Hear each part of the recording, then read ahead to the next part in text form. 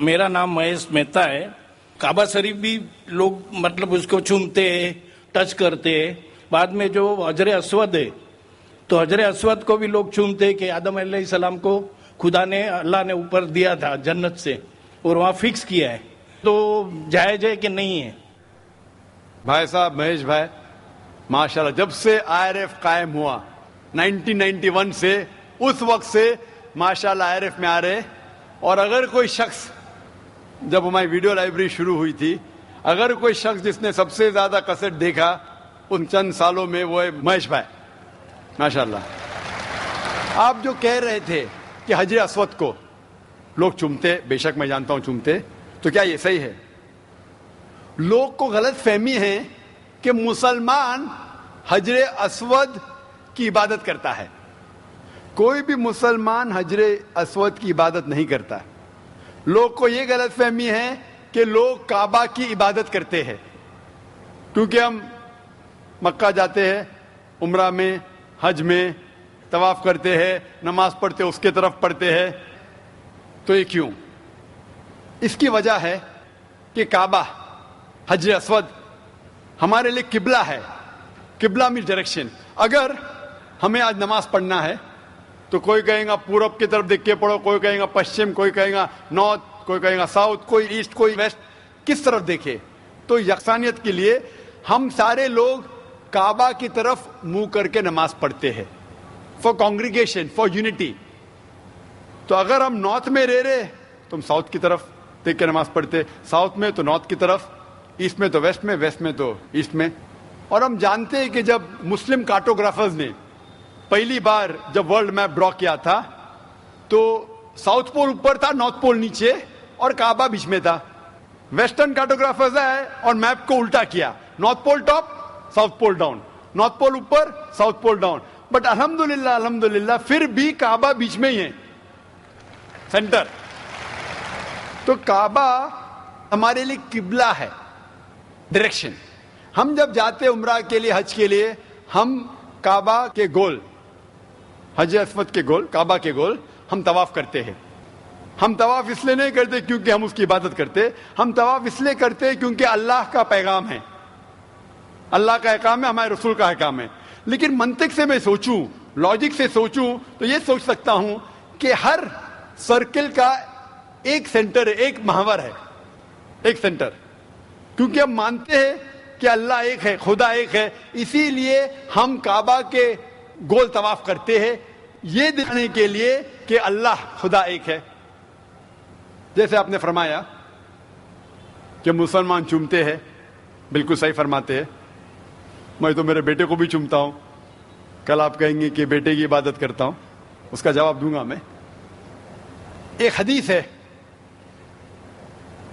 صحیح بخاری کی, volume number 2, حضرت عمر رضی اللہ عنہ جو سیکنڈ خلیفہ تھے اسلام کے, وہ یہ حجر اسود کو دیکھ کے کہتے ہیں کہ یہ کالا پتھر نہ ہی میرے لیے کچھ اچھا کر سکتا ہے, نہ میرے لیے کچھ برا کام کر سکتا ہے, کیونکہ میرے آخری رسول محمد صلی اللہ علیہ وسلم سے چوما, اس لیے میں چوم رہا ہوں. It can neither benefit me, it can neither cause me harm.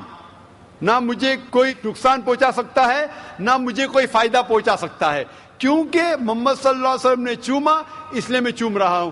یہ الفاظ دوسرے خلیفہ حضرت عمر رضی اللہ عنہ کہ کافی ہے بتانے کے لیے کہ ہم مسلمان حجر اسود کی عبادت نہیں کرتے. اور محمد صلی اللہ علیہ وسلم کے وقت پہ کئی صحابہ کعبہ پہ چڑھ کے اذان دیتے تھے. اگر کوئی مسلمان کعبہ یا حجر اسود کی عبادت کرتا ہے, کوئی بھی بت پرست جو بت کی عبادت کرتا ہے اس پہ کبھی بھی نہیں چڑھے گا. تو یہ کہنا کہ ہم کعبہ یا سنگ اسود یا حجر اسود کی عبادت کرتے ہیں, کئی صحابہ نے کعبہ پہ چڑھ کے اذان دی, تو یہ ثابت ہے کہ ہم نہ کعبہ نہ حجر اسود کی عبادت کرتے ہیں, ہم صرف اس کو قبلہ مانتے ہیں. اور کیونکہ اللہ کے رسول نے چوما اس لیے ہم چومتے ہیں, ہم اس کی عبادت نہیں کرتے. Hope the answer the question. خواتین کی طرف مائک نمبر 3 میں اگر کوئی غیر مسلم خاتون سوال کرنا چاہتی ہوں تو کر سکتی ہیں. My name is Vijay Lakshmi and I'm working with the shipping company as a fleet personal executive. And see, about 2 months before, I just felt like I should read Quran, I should know more about Islam. And so I just felt like, asked one of my friends who was there in the train, whom I didn't knew, okay, what's Quran? So she told me, okay, fine, this is what it is. I read about it and I really loved reading it. And then once upon, like I read all about Muhammad sallallahu alaihi wasallam and the sunnatis and all, the ways of life and everything. And I found it to be so beautiful. Like it taught me how to live, which the life I never led before.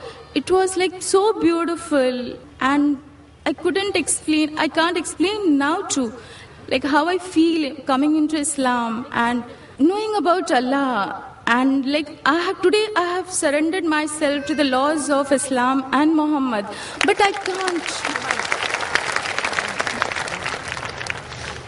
But the problem is that I can't tell my parents, nor my relatives, nor my brother, like what is Allah. I want to tell them, what is Allah? Like you just ask one thing. Like today I asked, I wanted to be over here and listen to your bayan. And I just thought, I could be there with you and to listen to your bayan. And see, today evening all alone, I'm over here to listen to you. The faith, the confidence, the faith in whatever I asked, like, no, I want this. And I do get that. But that faith, that love, that affection, I had never seen in all these years in my life. But now I feel that it's like I can't explain in which world I have come into now. But the same way, I want to explain my parents what Islam is. But they're not ready to accept what it is. How am I supposed to make them explain? Who is Allah? What is Allah? Sister, that's a very good question. بہن نے سوال کیا ہے کہ وہ چاہتی تھی. Will I understand Urdu? Is it fine? Can you understand Urdu, Hindi, or do you want me to reply in English? No, I can understand Hindi and Urdu as well. That's fine. But you're like me. My English is more powerful than my Urdu, Hindi. بہن نے سوال کیا ہے کہ وہ چاہتی تھی کہ قرآن مجید پڑھے. اور چند مہینے پہلے 2-3 مہینے پہلے اس نے ایک مسلمان دوست سے پوچھا ہے اور قرآن مجید پڑھا ہے. اور قرآن مجید پڑھنے کے بعد اتنا امن محسوس کرنے لگی اور محمد صلی اللہ علیہ وسلم جاننے کے بعد کہ آج وہ کہتی ہے کہ I have surrendered to the will of Allah and the teachings of Muhammad صلی اللہ علیہ وسلم. ویسے وہ خوشی سے خود جو اللہ کے احکامات ہے اور محمد صلی اللہ علیہ وسلم کے پیغامات ہیں ان کے اوپر عمل کرنے کی خواہش ہے اور سرنڈر کر چکی ہے الحمدللہ, جو ایک سچا مسلمان کرتا ہے. وہ کہتی ہے کہ میرے دل میں اتنا سکون ہے, لیکن یہ بات میں میرے والدین سے کیسا کروں, والد سے کیسے کہوں, والدہ سے کیسے کہوں, بھائی سے کیسے کہوں, اور وہ یہ بات کو نہیں مانیں گے. کس طریقے سے میں انہیں اللہ سبحانہ و تعالیٰ کے بارے میں کہوں. بہن, آج تو میری تقریر تھی محمد صلی اللہ علیہ وسلم کا ذکر مختلف مذہبی کتابوں میں. تو جو آج آپ نے یہاں سنا وہ آج جا کے کہو اپنی والدہ سے, اپنے بھائی سے کہ میں نے تقریر سنی. ایک شخص جو اپنے آپ کو ذاکر کہتا ہے, وہ کہتا ہے کہ محمد صلی اللہ علیہ وسلم ہندو مذہب کی کتاب میں بھی ہے اور ہندو مذہبی کتاب کے حساب سے وہ آخری پیغمبر ہے. وہ محمد صلی اللہ علیہ وسلم لوگ جسے کہتے ہیں وہ صحیح انسان نہیں, کیونکہ میں جانتا ہوں کہ غیر مسلمانوں کو محمد صلی اللہ علیہ وسلم کے بارے میں غلط فہمی ہے. اور جو کچھ میں نے اس تقریر میں بیان کیا, جو بھی آپ یاد رکھ سکے وہ آپ اپنے والدین اور اپنے بھائی سے فرمائیں.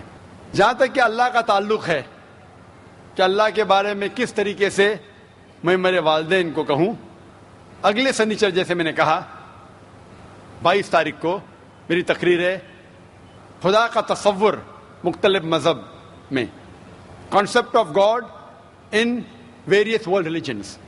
اور اس میں انشاءاللہ جس طریقے سے آج میں نے ثابت کیا محمد صلی اللہ علیہ وسلم آخری پیغمبر ہے مختلف مذہبی کتابوں سے, اس دن ایک ہفتے بعد انشاءاللہ میں یہ ثابت کروں گا کہ ہر مذہب میں ضروری ہے کہ ایک ہی ایشور ہے, ایک ہی خدا ہے, ایک ہی اللہ ہے اور اس ایشور کی کوئی پرتیما نہیں ہے، نہ کوئی بت ہے، اور صرف ہمیں اس کی عبادت کرنا چاہیے.